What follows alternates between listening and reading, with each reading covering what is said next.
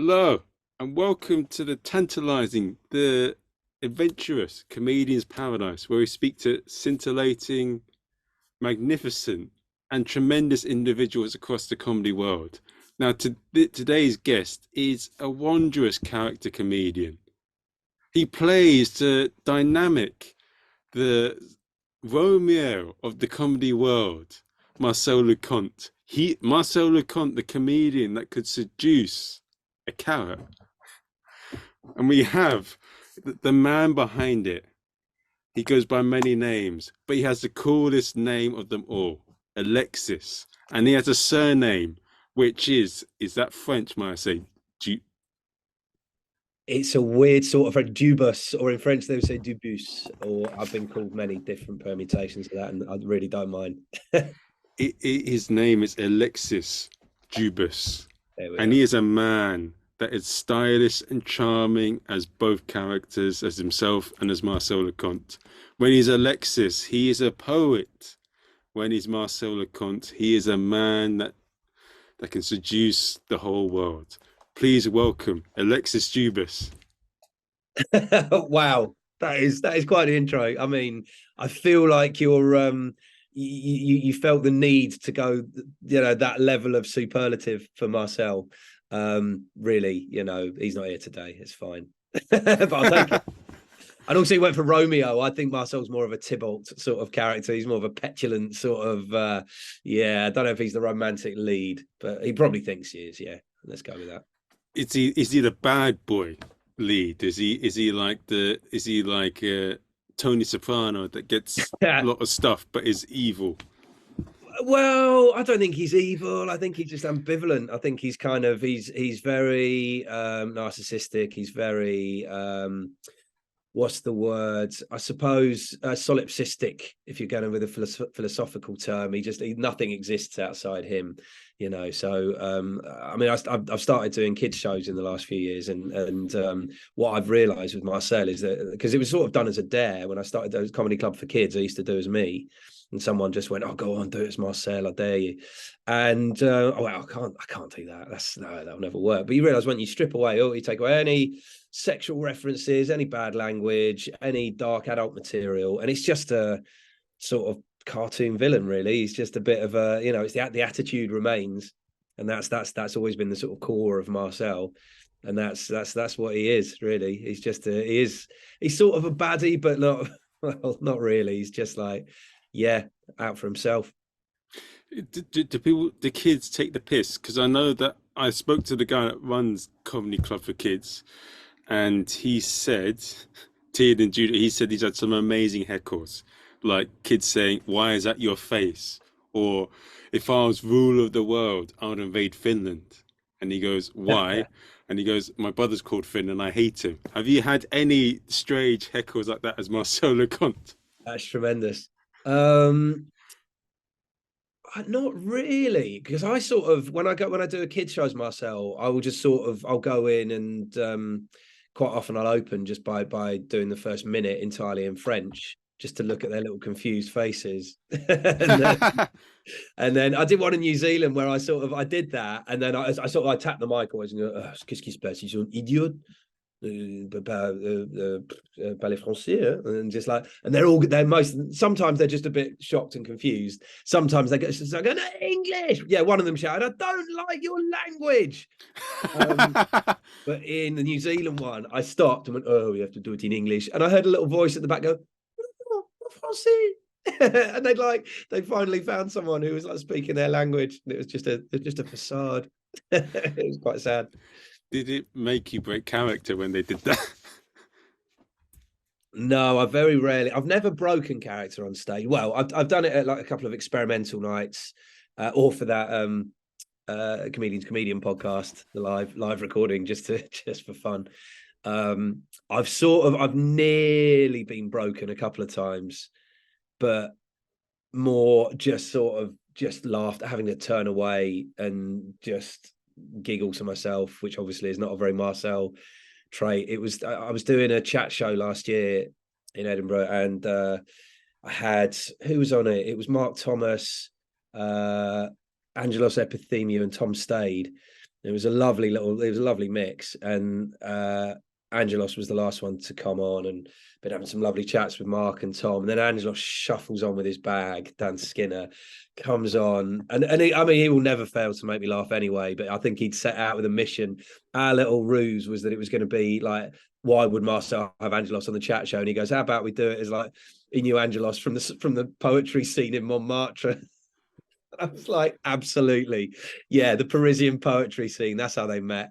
So he comes on and he's written a couple of poems for Marcel, which were great, but I didn't quite break character nearly. I think he could see it in my eye. I could see the weakness coming in.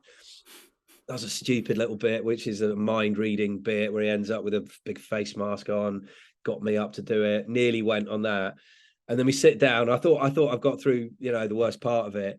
And I just went, so what else have you been up to lately? And he just goes, oh, well, there was a time I was the lead singer of Coldplay for a few weeks.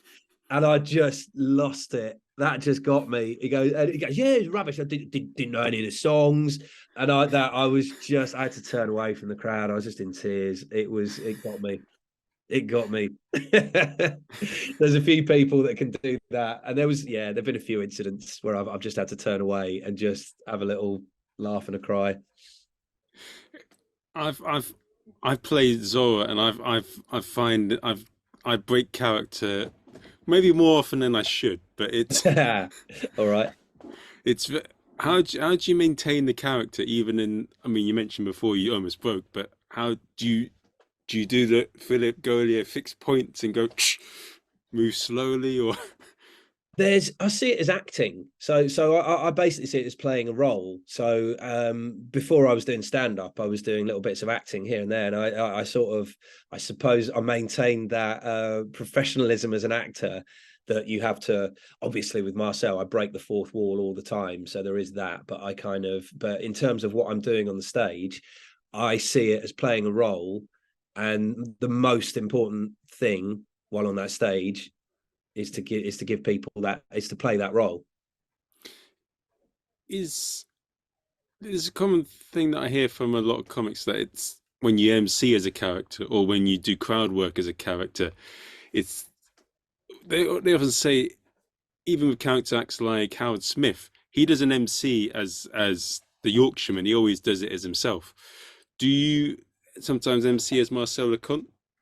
That's how I started. I ran an experimental night in London Bridge with an old friend of mine, Cy Thomas, and we started doing it was just straight stand up, and then every other week we started doing anything but straight stand up. So it could be characters or musical or weird stuff, mostly weird stuff.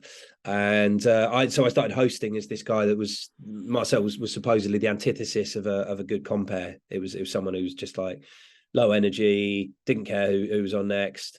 So I didn't really have any material as Marcel. It was just the attitude. So that was very much where it started, me playing that role and just seeing if it worked. And people really went for it. I mean, it was a very comedy literate audience, but they really, really went for it. So for, every other week, I'd just be hosting as Marcel, and I'd just build up material like that. So I never originally had any material. It was just an MC. So yeah, that's how it began.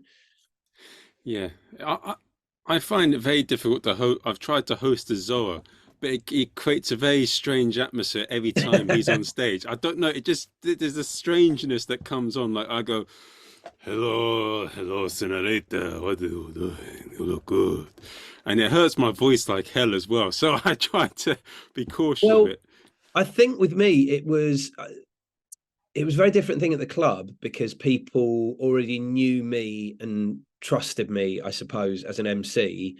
So they're like, oh, he's doing something different. And it happened to work, I suppose they'd have let me know if it was just awful.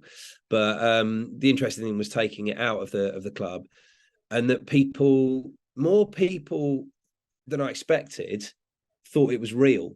So they thought I was a real Frenchman, and which is insane because looking back at some old clips, I found some old clips in lockdown, the DVDs of Marcel recorded from various clubs, and the accent was dire. It was sort of hello standard French. It was terrible. I was like, how the hell did they not realize that? Because I would walk off, and if people came up to me and like say, oh, thanks, we enjoyed that, I would drop character instantly and go, oh, great, cheers, and they go, Yeah, so it surprised me, but people did believe. So maybe there was the element of that actually people thought he was a real Frenchman, and doing it, and went, oh well, of course he's that Okay, that's nonchalant. Of course he's that rude to us. He's French. uh, yeah. It's an interesting thing because I've not seen many character acts MC. I mean, I've seen a Bonjo do quite well with it, but then I've All seen right. others do quite badly with it, and I've struggled with it as well. I mean, when Zorro's on his own just performing without being the host, he does okay. But when he hosts, he creates a very it's very difficult for any actor to follow it, and it's just yeah. I think it's because it's a superhero and people know it's fake, so that probably plays a part in it. Yeah, that's a big problem with sort of emceeing as a character act, is that you then create a world that people are very much in, and it's because I do a regular cabaret night, a monthly cabaret night in Soho, and it's been, yeah, an interesting thing, like how I introduce the act. I have to do it in a certain way for certain acts to sort of stay in character, but to get the audience more into their world of what they're about to do, rather than this, you know, sort of, yeah, blasé Frenchman, because it does set a certain, whatever character you're doing, that's the whole point of it, is it's meant to sort of draw you in and take you somewhere else. So then as an MC, you also have to bear in mind that your sole job as MC is it's kind of, even with as narcissistic a character as Marcel, it's not about you as the MC. It's just bridging that gap between the stage and the audience and making it the most comfortable night that it can be. Yeah, you're like a masseuse, effectively. Maybe I shouldn't Yeah, use that yeah, word, but verbal masseuse. That's right. Yeah, tenderizing the audience. like a chicken before you put the stuff on it, and then you Yeah, before this is a you. wonderful mixed bag of analogies, but yeah, all of that. And so you've done a lot of different things. You did stand up for quite a while before you came Marcel Lucont. But what was it that led you to becoming a stand up originally? And what was it that led to you in the famous and infamous Gaulier Clown School? Well, if we go back all the way, if we go sort of right back to the start, I was doing sketch stuff before I was doing stand up. So I was in a sketch group at university, and we did our first Edinburgh Fringe in 1999, and it sort of got quite a lot of traction, more than we thought. And basically all of us just sort of went our separate ways, as sketch groups quite often do. Everyone has their conflicting ideas or whatever, or they want to go off and do their own thing, and that's what happened. Most of us are still working in comedy, actually, which is kind of cool. And yeah, there was that. And then me and Tom Price, who was in that sketch group, we sort of went, oh, should we give it a go? And we both gave each other a bit of a kick up the arse to do that while we were at uni. There was the Daily Telegraph Open Mic Award was Ah, they used to do. It's just a sort of So You Think You're Funny style competition that they used to do around the country, and you got to go on with some of the Avalon acts, or some of the acts that were doing that circuit around the land and touring the universities. And I was on with Carl Theobald and Simon Evans, sandwiched in between, just doing like a little terrified open spot, doing his thing. I didn't make it through, but it was an interesting taste. All my mates were in the crowd. It was kind of a fairly supportive environment. But what made me want to get into it, I guess I always loved comedy. I never used to watch like a large amount of stand up. I'd always watch more sketch stuff, or just sort of, TV sitcoms. Big Monty Python fan, big fan of Big Train when that was out and that kind of thing. And and Chris Morris was a huge influence. Just used to love the sort of subversion that he would create and from comedy. And I yeah, stand up was just sort of, sketch was great, and that was my first sort of foray into it. But I loved the freedom of stand up. You go, I'm just going to write something and perform it like on stage tonight. I loved the freedom that it gave you, and I loved that. Yeah, you could sort of do anything you want with it. Like my stand up was still, it was fairly weird stuff. Like the first thing I opened with, and in that that gig was just me standing on stage with sooty on my hand, like a little puppet on my hand, staring at him for an uncomfortable length of time, and then snapping out of it and going, "Oh, sorry, it's I was always told it's the quiet ones you've got to watch." And that was it. And that was my first gag. It was a stupid visual gag, but right from the start, I didn't want to do sort of anything like. I didn't want to come on and do fairly conventional stand-up. I wanted to do stuff that made people feel a bit awkward. So yeah, playing with that sort of tension, interestingly, that's what I really like to do now as Marcel, and that was there in my first ever stand-up set. Has that become more a part of like Marcel's, like, because do you see developing jokes for Marcel a bit like you're writing a script rather than a joke, as you say, like you're writing a theatre show each time he's on? It depends on the show that I'm doing, really. Because I've done a few sort of different ones as Marcel. I've done the ones that I suppose are a bit more theatrical. In that case, yeah, I do sort of see him as having a script. There was the one that I did with the live band, which was all like the interplay between the Marcel and the band. Some of it was improvised with the band, and some of it was written in there like as a narrative. But I mean, the early Marcel shows were more just sort of cobbled together. The first one was obviously just sort of all the stuff that I'd done on the circuit, just sort of all cobbled together, and was a bit of a mishmash of a show. And then there was that terrifying bit, and the second one was like, oh God, I've got to start from scratch again. I've got to do an hour's worth of stuff from scratch. And that one, I suppose that was more cohesive, but I still just did it. It was still little bits that I would then go that I would practice out on the circuit.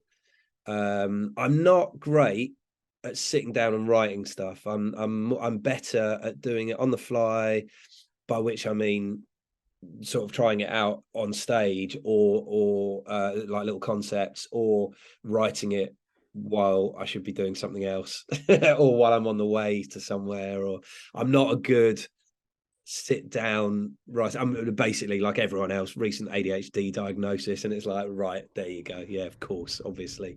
So I'm not, I get antsy if I sit down and try and write stuff. I have to be doing it on the go. Is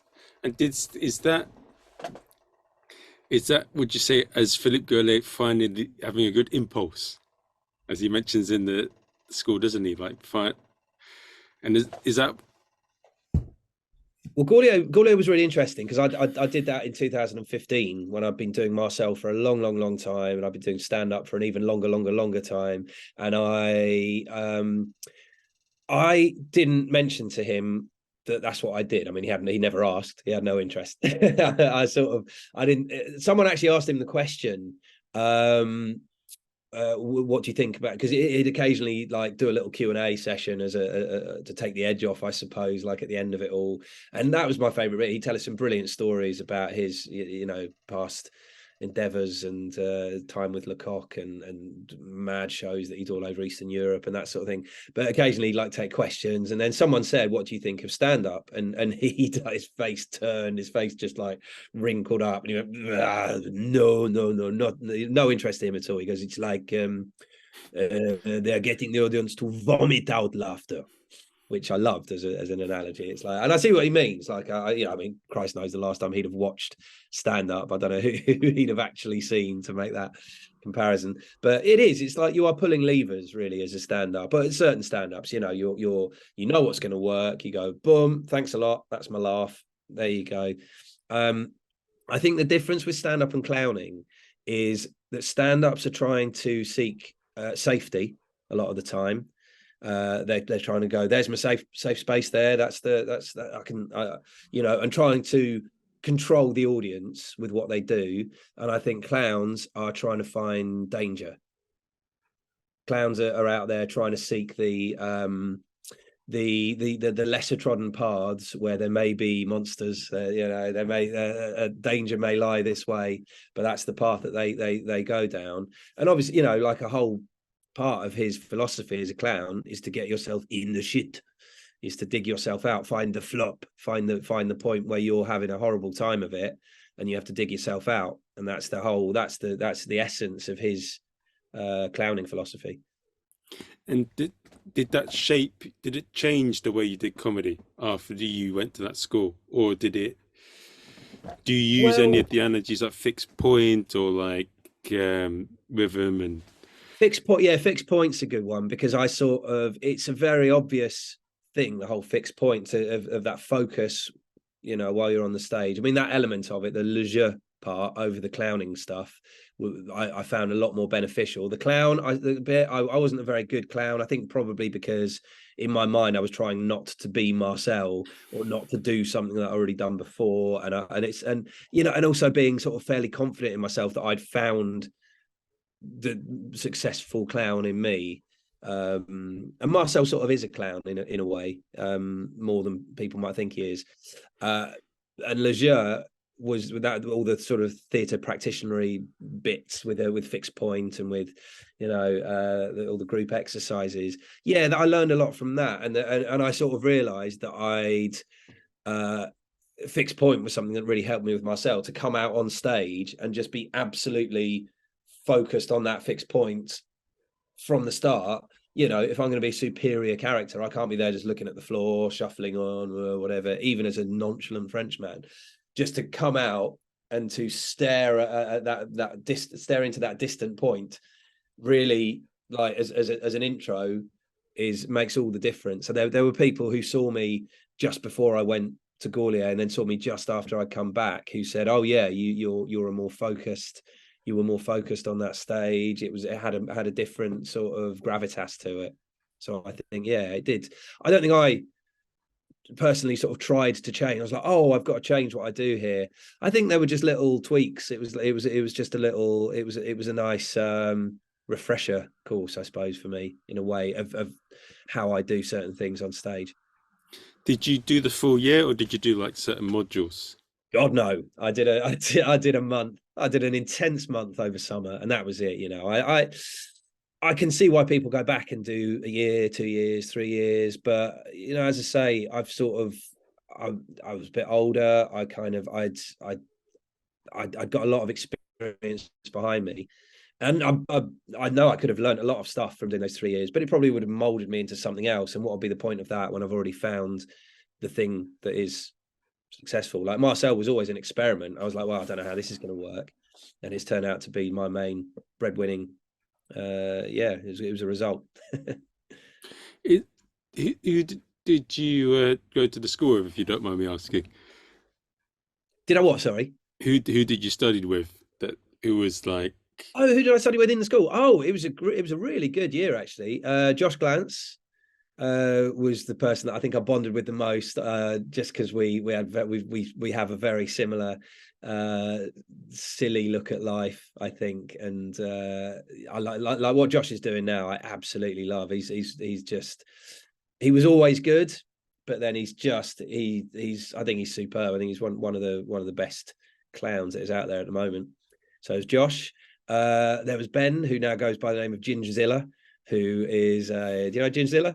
No, he's just Ah, well, Ginzilla is now out, I believe, taking Hollywood by storm and out doing, I think, went and did America's Got Talent and stuff like that. oh, But God, how tall? Like 6'5", maybe. This fantastic drag queen with a big ginger beard and that wasn't, I think Ben was fairly fresh out of drama school. So all the Gingzilla stuff was still to come, and it was him and a mate who just sort of come out from Australia, and he was to him he was the Eiffel Tower to Gaulier, because he's just this tall sort of lanky presence. But yeah, it gone on to do fantastic things with Gingzilla. There's Britt Plummer who was there with who's doing some brilliant theatrical stuff all over the world. And several others. It was a really, really good year. There's a lovely guy called Nelson as well who'd done it, I think, 10 or 12 years previously.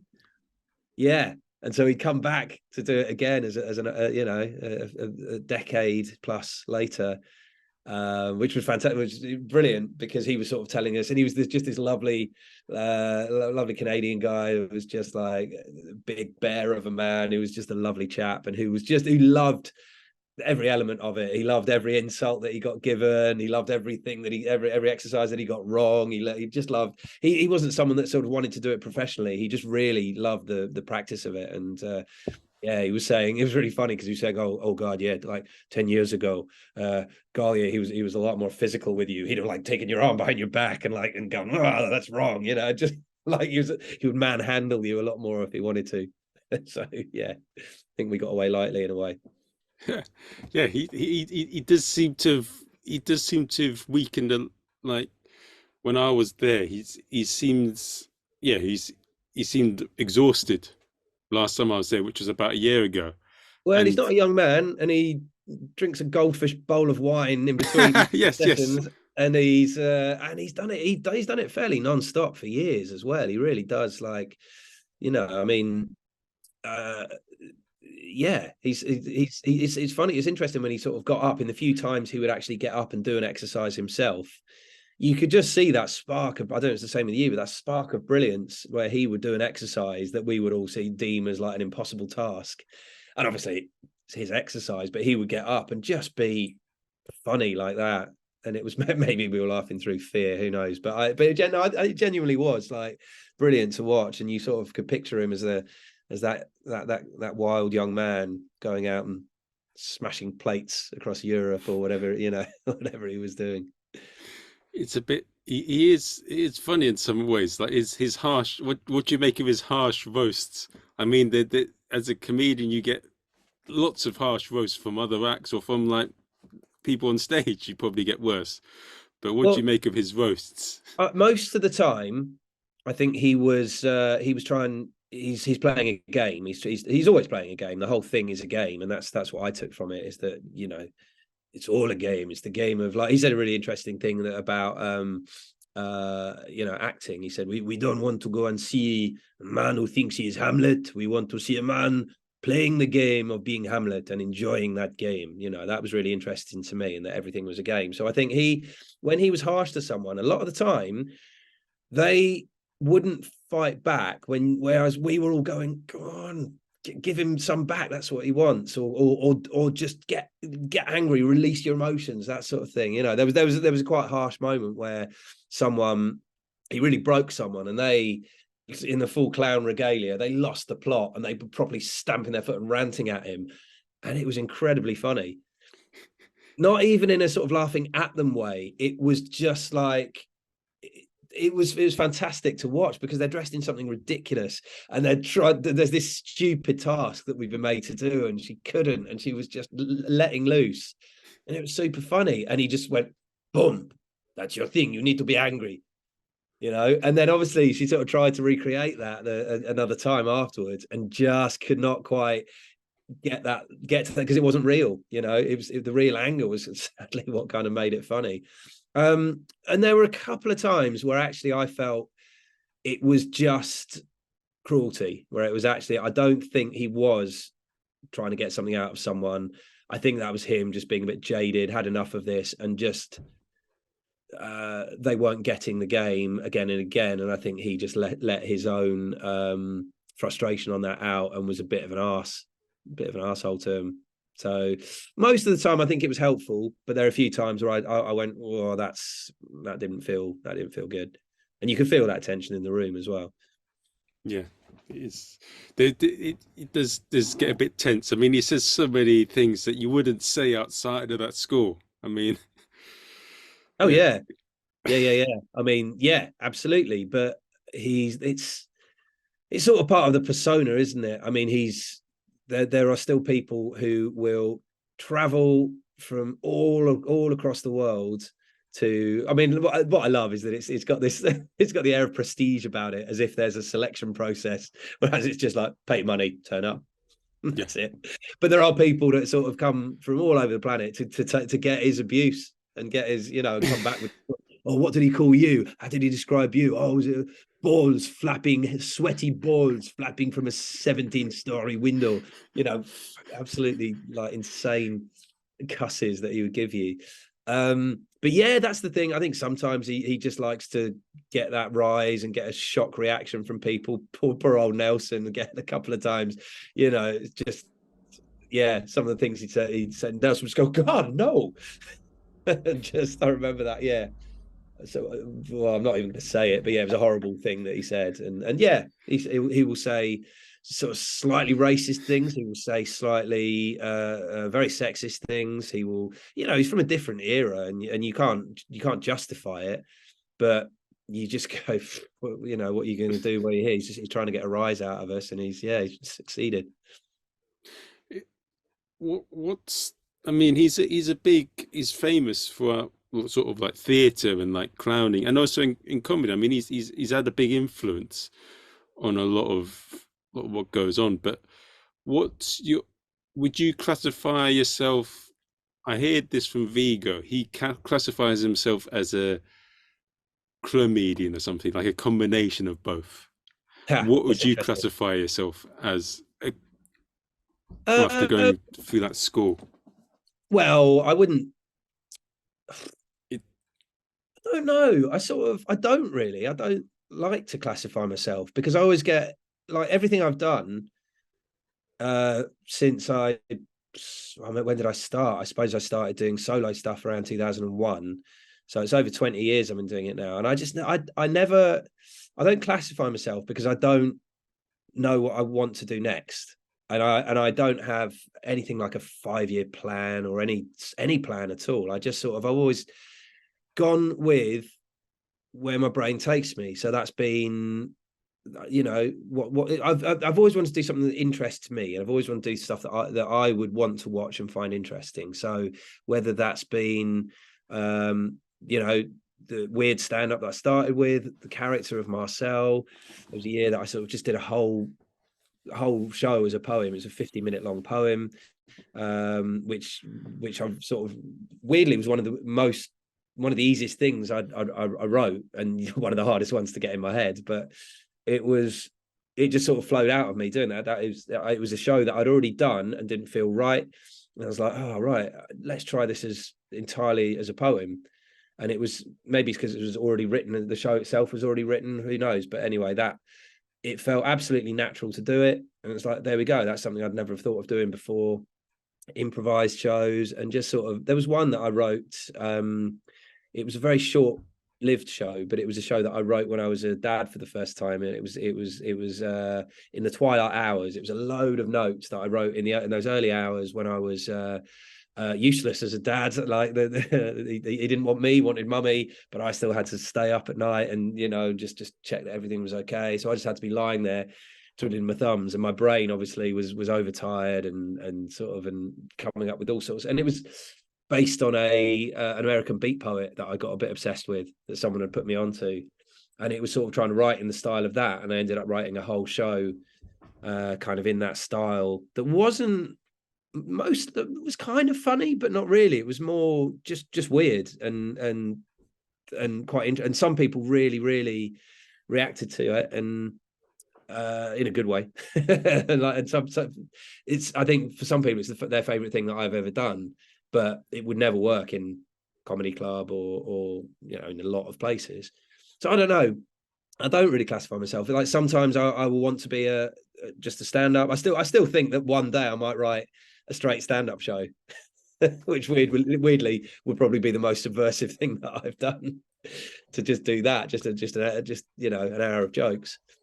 But I don't know. Yeah, I am what people say I am. Like someone once, the whole clowning thing started in a way when I think it was Lady Rizzo, brilliant cabaret performer from the States. She saw what I was doing and went, oh, you're a I think it was a white clown. You're a white clown. I was like, am I? It's like, or silver? No, was it silver clown? Fuck, what was it? Can't remember what it was. Silver clown, maybe it was. Anyway, it was a certain type of clown. It's like, oh, that's what you do. I was like, oh, I didn't even know that's what I was doing. So yeah, I perform. That's yeah. I hope that doesn't sound too pretentious, but I don't know what I am. you, yeah, you're an entertainer that makes people laugh. Yeah, but by doing things that I find interesting myself in the hope that other people do. Does being a character act have does it do you get a bit of headway from even despite Marcel Lucont being quite high up in the circuit, do you still get a bit of pushback? Because with comedy being going around a few years, and there's a lot of people that have their own views on how comedy should be. And being a character comic, I do hear a lot of people having a bit of an aversion to it. But It's funny, yeah. There's a couple of clubs that I just stopped doing because they would never put me they'd never have me as a headliner. Like most clubs now, I will headline as Marcel because, well, I've got a wealth of material. I know I can do it, and he's sometimes quite a hard act to follow, I think, as well. Like I say, setting that certain energy and superiority. And there's a couple of clubs that just like I did them for years, and they would and I'd always be the opener, and it's just like whereas I'd sort of progressed to every other club. I think it probably was the character thing. Like wasn't due to sort of having like a run of stinkers there or anything like that. It was. I think that's probably what it is. Mostly the circuit though is quite good. I think people like having something a bit different on the bill. If it's if it's a good comedy club, then they will have a nice variety of stuff on there. But the comedy industry is something that I've definitely felt pushback on. The only like I the last bit of telly I did was 2015, and I've done nothing since then. And that was the John Bishop show on BBC One, which was basically it was John Bishop that got me on it, and which has been the case for most of these things. Russell Howard got me on the Russell Howard's Good News. Dan Atkinson got me on Live at the Electric, and it's always been comics that have been, and my agent to some extent, but sort of mostly comics fighting my corner to get me on these shows. TV execs, I think don't want to book me at all. Like I was due to do a Live at the Apollo test show and a few years ago, and just I'd got the set together. I was really excited about it. I was like, right, this is going to be a killer set. And then the week before, I think my agent just got they just said, oh, we don't want character acts anymore. We're not having character acts on anymore, so he doesn't need to turn up. Like, whoa, that's don't pretty brutal, isn't it?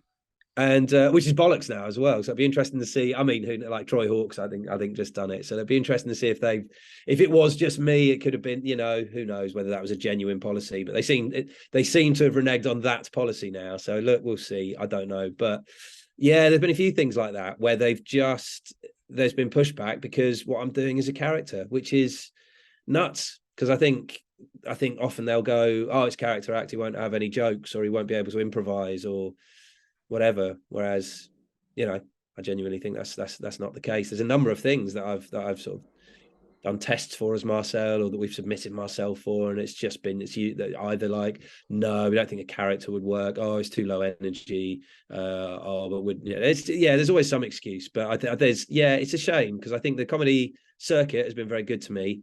The comedy industry, I think, is very averse to taking risks.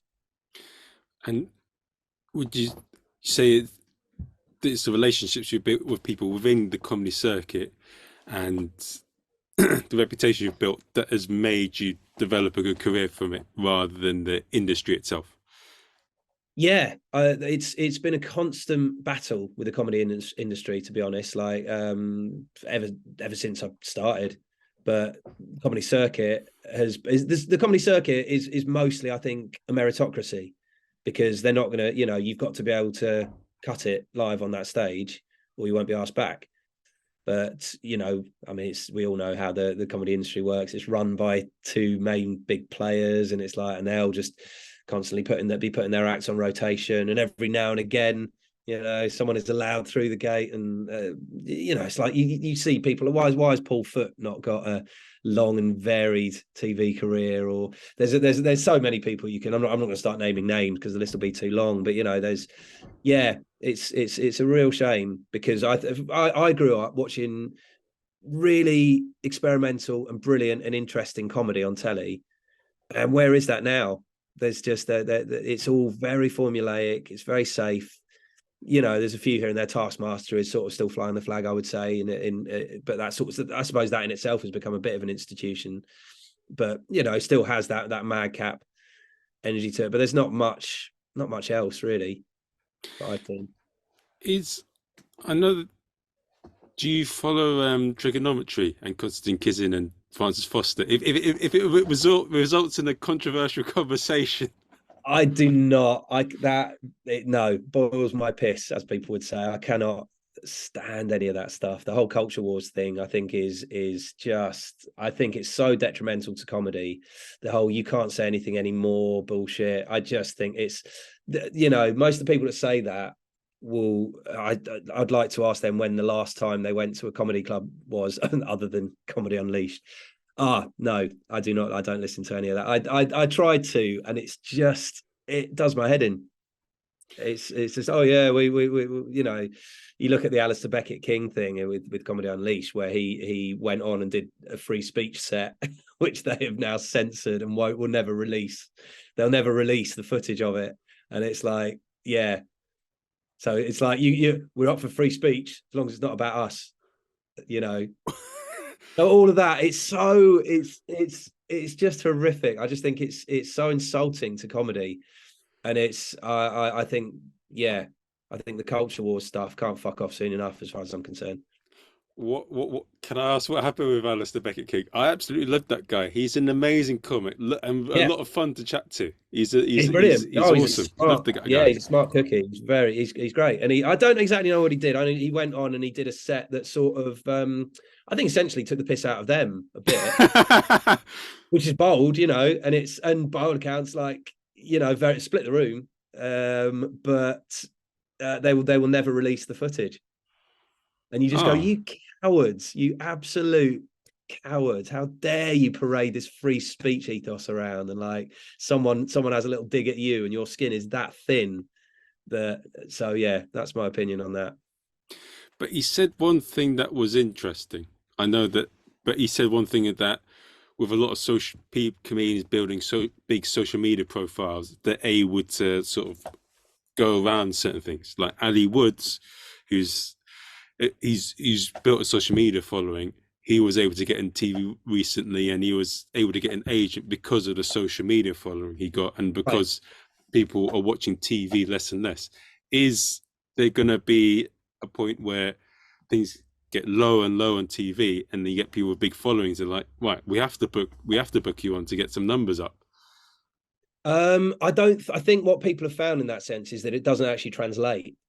Social media following does not equate to TV figures. I mean, TV figures are pretty horrendous right now, and I don't think that's the way. I think the thing to do is put something interesting on, put something genuinely. What they're so. I remember when I was doing I did a pilot for the BBC as Marcel about 10 years ago now almost, and it's so interesting because even back then it was a non-broadcast pilot, but the talk. The sort of the feedback that came back from the commissioners and quite a lot of the time was, oh, but will people, how will that play out on social media? Will people know what you're talking about here? Will people, the title of it was Merde in Britain, right? And they sort of went, oh, but what if people don't? There's French in the title. What if people can't speak French? So we'll probably look it up. We've got the internet. Or who doesn't know merde? Who hasn't been on a French stage? No, it's just stuff like that. But then also just things like, oh, but people won't get that, and they'll talk about it and they'll badmouth it on social media and that sort of thing. And it's just like, well, who gives a fuck? But they do, and I suppose it is, it is a big factor.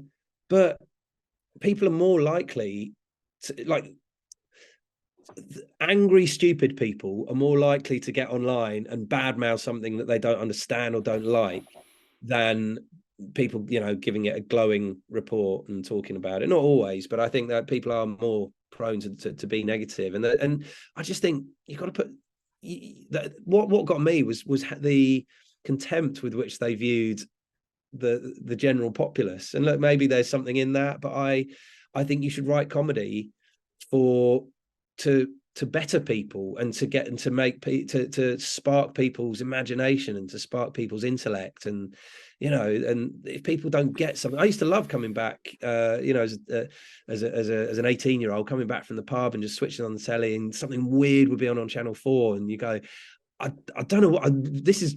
I don't know why this is good, and I don't get all of this, but I want to. And I sort of, and even as a kid, like watching Blackadder and watching Two Ronnies and watching all the sort of stuff in the 80s and 90s, the stuff that will often go over my head.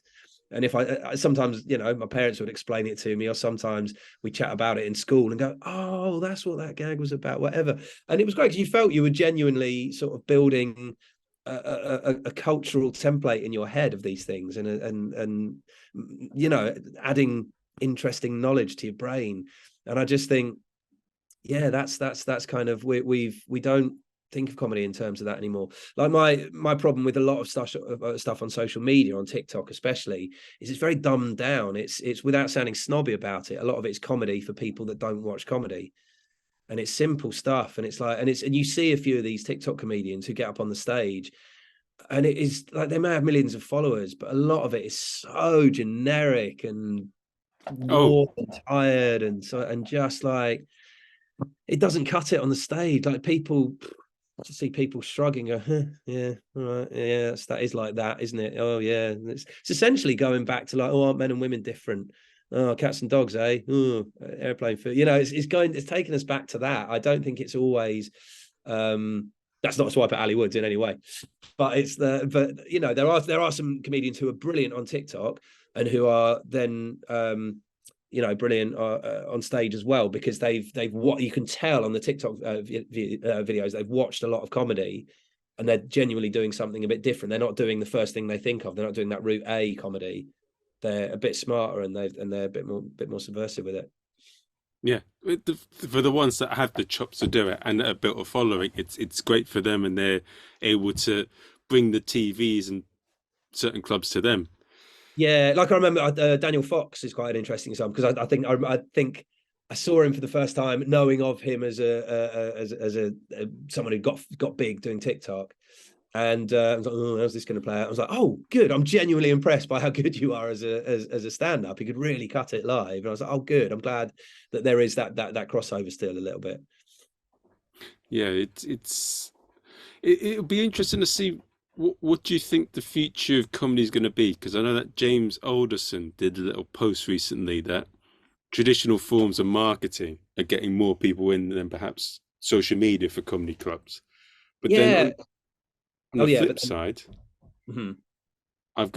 I interviewed a comedy club promoter in India, and he says that he gets a lot of his stuff from Instagram, and he gets like a trained social media person to work with him. So I don't know.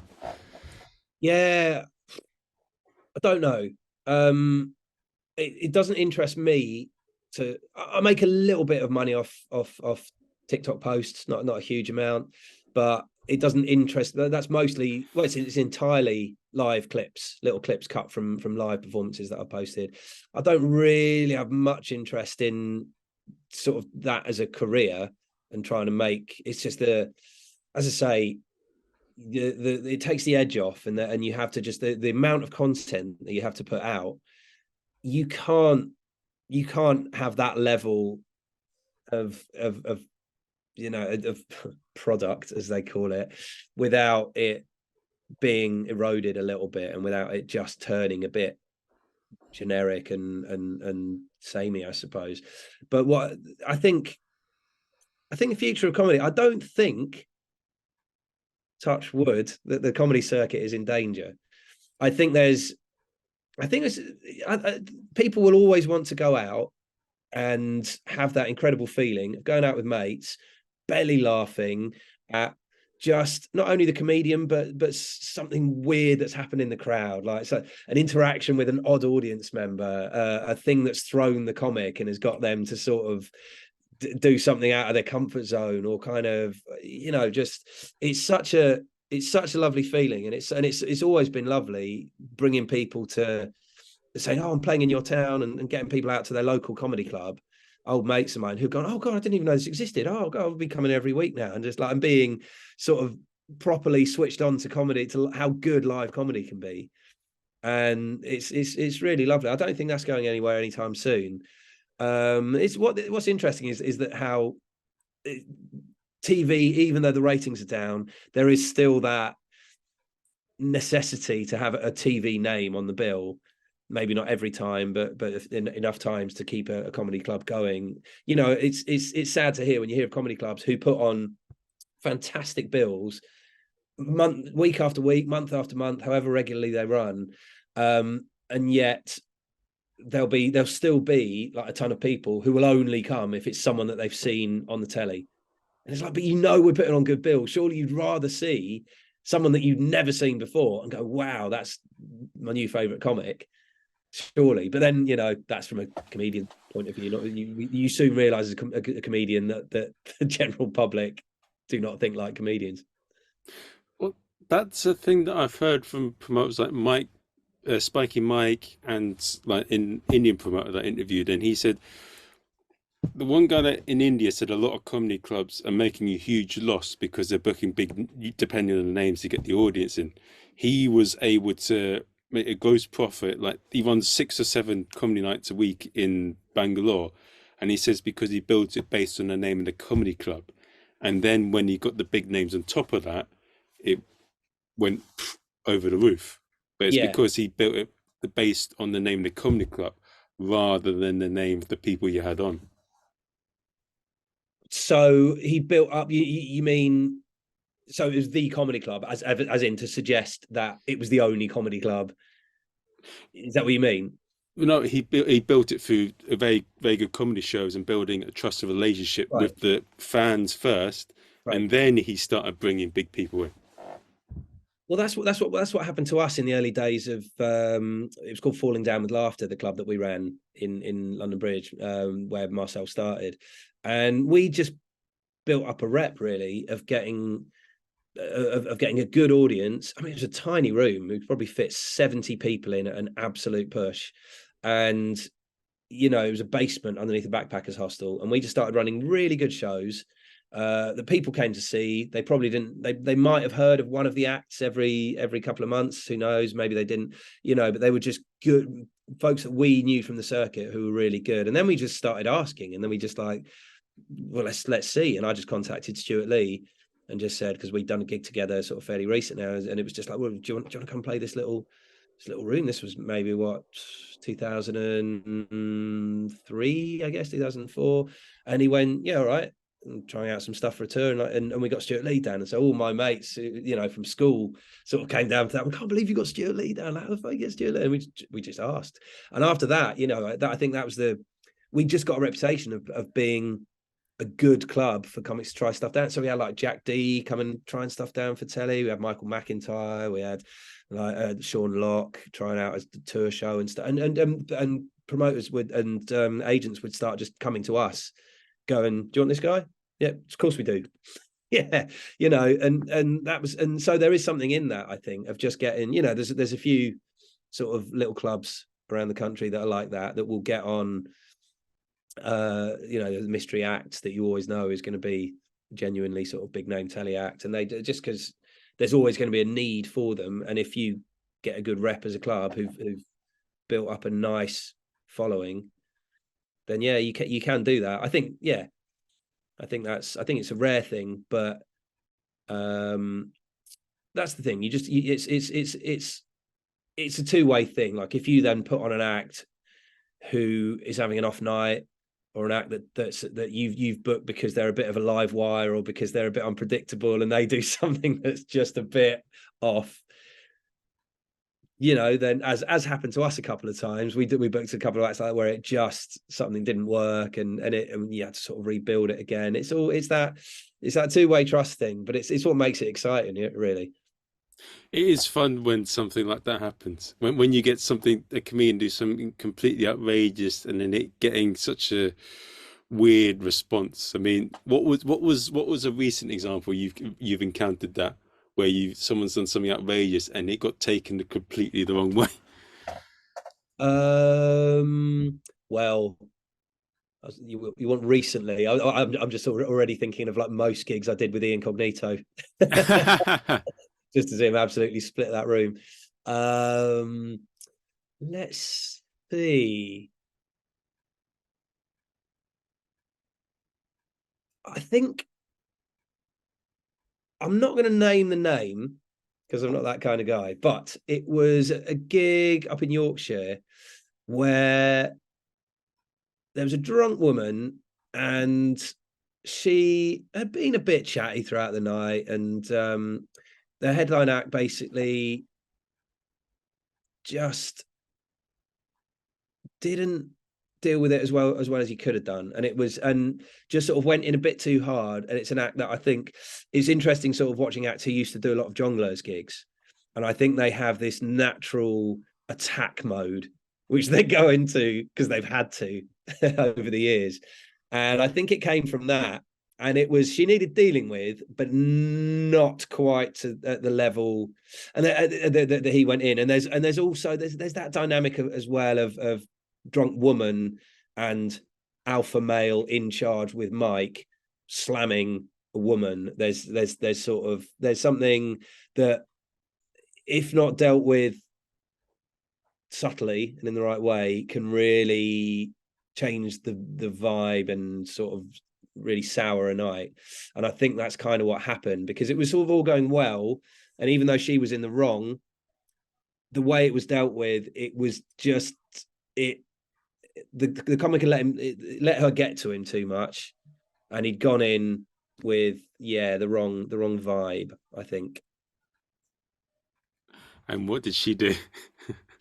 She got up and walked out, which you would think would sort of clear the air a bit, and it sort of did a bit. And there were some people applauded, and others sort of, I don't know. It was the gig wasn't quite the same again for the rest of it. And even though she started it, it could have been handled better. Like I especially I think of this all the time as Marcel, because it's he is playing that superiority card. He is also, some people don't get on board with that game. It is a game, the crowd has to be tuned in and go, oh, okay, we know what you're doing. And it's not, which is, when they're really on it, it's lovely because they can fire stuff back, and I can be full on Marcel and deliver it back to them, and they'll go, great, that's what we wanted.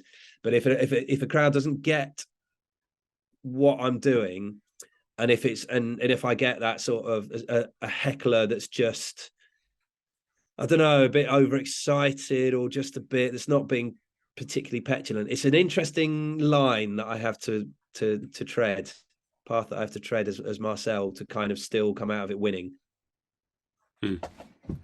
It's okay. What's been one way you got it wrong? Good question. I think, let's see, where I've got it wrong. I mean, there are ones where I think I've let me come out a little bit much, and I've let my frustration and annoyance come out. Like, as Marcel, I can never endear myself to an audience. I can't change tack and go, right, I'm going to make you like me now. I'm going to be more friendly towards you. I'm going to smile. I'm going to be more personable. I have to sort of double down as Marcel. I have to kind of stamp my authority on it even more. And I think I will always, like, even if it's a hostile crowd, I would hope that there's always some little island I can sail to. There'll be one little table of people who are enjoying, or even just one individual person. And I think what I need to do is deliver it to them and go, here we go, this is almost a personal gig for you. This is us against them, sort of thing, rather than what I've probably done before a couple of times and lose it with the whole room, and and just go in and insult the room, or do whatever, or do a kind of, I don't need you kind of thing, or whatever. I think it's more fun to take a prisoner with me. So I can't think of a specific example where that's happened, but there've been maybe sort of a few where that's been the case. Okay, so I can tell you a couple of funny stories that I've had. So there was an MC that was chatting to a guy and a girl, and they were getting a bit touchy-feely, and she was saying something about you guys fingering or whatever. And then the guy says, listen here, yo, if you say that to me, you're going to regret it. And then he was talking, they were talking throughout the whole show. And then some audience member said, will you guys shut up? And then the guy wanting to impress his girl says, what? You saying that to me, yeah? What? Let's go outside. I'm going to fight you, bruv. And then he went outside, but he said it as, so the guy, they were about to leave, and the guy said, shut up, as he was leaving. And so I was trying to hold him back and and then he was shouting, and then they were disrupting the show for about 5 or 10 minutes with a Sally Firth who was on. This was a few years back. And then we had to get the owners sort out. But it got better, but it was a bit of a mad night in a way. And it always, whenever something like that happens, as you said before, it always creates a weird atmosphere. Or people are like, what the fuck's this? Or I've had, what's another thing that's happened to me?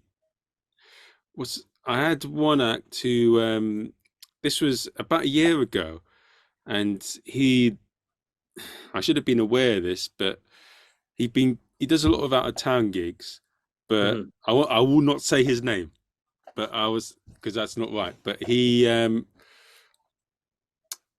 says that he lives around the area, but he often, I'd say, in the London circuit, if someone's really good, you often hear about them. If you've been going for a while, you hear their name. You often hear their name. And he was someone that said he'd been going a while, and the owner wanted to put him on, so I put him on. But he came out at the end, and he was just disrespectful to the audience for the started.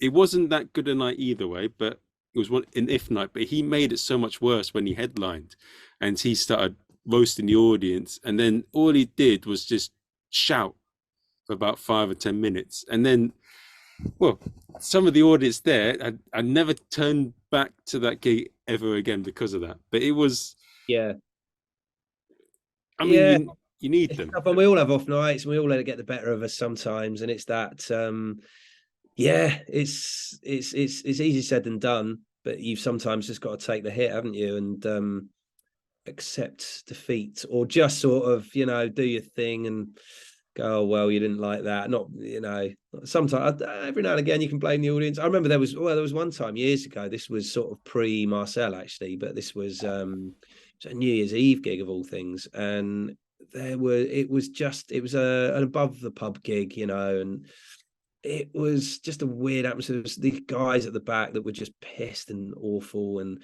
they were heckling, and they would just they heckled a disabled act, they'd heckled an Asian act in, like a pretty in offensive, in bigoted and offensive ways, and you're just like, Christ almighty.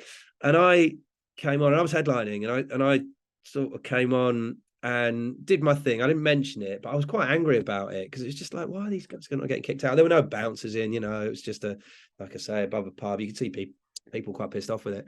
But I tried to do the set, and then was getting heckled, and then I can't remember exactly what I said, but I lost it, and I said something like, you can't, oh really, you haven't got me now, eh? What are you gonna, what are you gonna say to me? At least I'm a straight white guy, like, what are you going to say to me? And it's like, you've already had a go at disabled act and an Asian, big men, that sort of thing. And just, I let it get, it came out, and the guy smashed a glass and like came up to me and tried to, and it was, and the gig was stopped. I had to get taken out the back and a fire exit and stuff like that. So I suppose, like, do I regret it?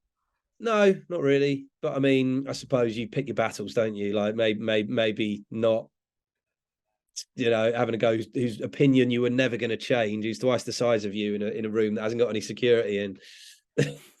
Like, big promoter. Fortunately, the promoter was a big guy and managed to like hold him off while someone else got me out the back of the room, and I just scarpered to the station. But yeah, it's just that it's, ironically, these are the sort of people, the banter, what, you can't take a joke. That would be their sort of line, but turns out they can't take it back.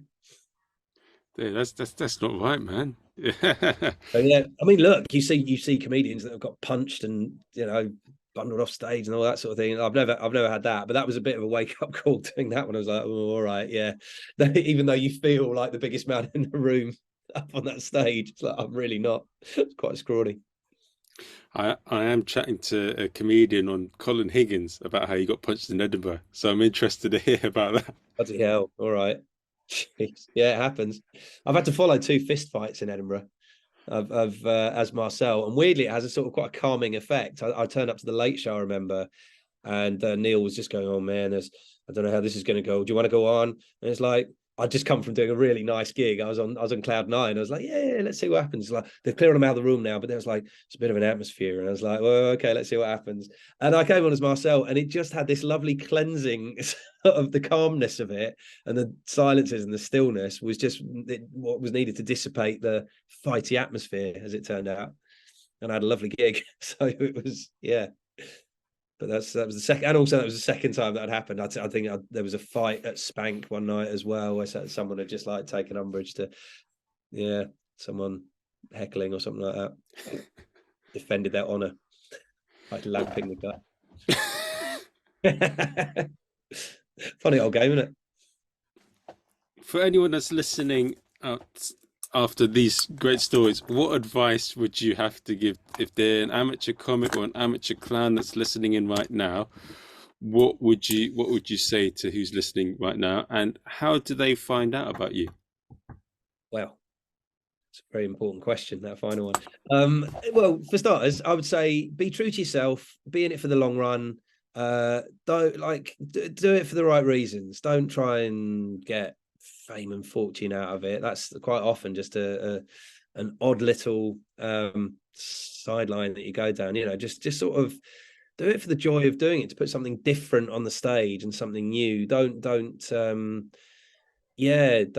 just try and be like a comic that you've already seen. You know, I mean, look, actually, that's unfair because that's how a lot of us start. But go with the intention of finding something new, even if that's your crutch, even if that's like, even if you go, oh, I love this guy, and you sort of, and your influences are laid out there on the stage.